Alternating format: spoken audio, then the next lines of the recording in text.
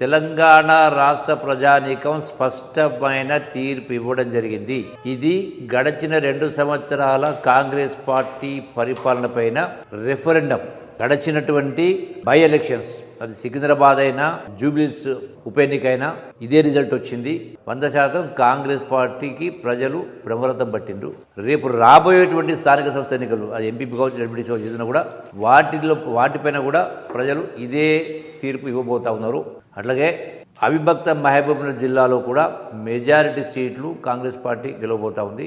అట్లాగే అక్కడ పెద్దపల్లి కావచ్చు, ఆదిలాబాద్ కావచ్చు, ఇదే విధమైనటువంటి ఒరవడి కనపడతా ఉంది. మా కొల్లాపూర్కు సంబంధించి 19లో 16 గెలవడం జరిగింది. అట్లాగే నాగర్కర్నూలు అయినా, కల్వకుర్తి అయినా, వనపర్తి అయినా అన్ని చోట్ల కూడా ఎక్సెప్ట్ 1 or 2 ప్లేసెస్ తప్ప అన్ని చోట్ల మెజార్టీ సీట్లు గెలుచుకుంటా ఉన్నాం. అంటే ప్రజల తీరు స్పష్టంగా ఉంది. ఇంకా 3 సంవత్సరాల పరిపాలన చేసేది ఉంది. అంటే చెప్పినటువంటి హామీలు ఒక్కొక్కటిగా అమలు చేస్తూ ఉన్నది కాబట్టి, అంటే రాష్ట్ర ఆర్థిక పరిస్థితి ఇబ్బందికరంగా ఉన్నా కూడా గత ప్రభుత్వం చేపట్టిన ఏ స్కీమును కూడా ఎత్తివేయకుండా కొత్తగా సంక్షేమ అభివృద్ధి కార్యక్రమాలు జరుగుతూ ఉన్నాయి కాబట్టి ప్రజలు తీర్పిచ్చారు.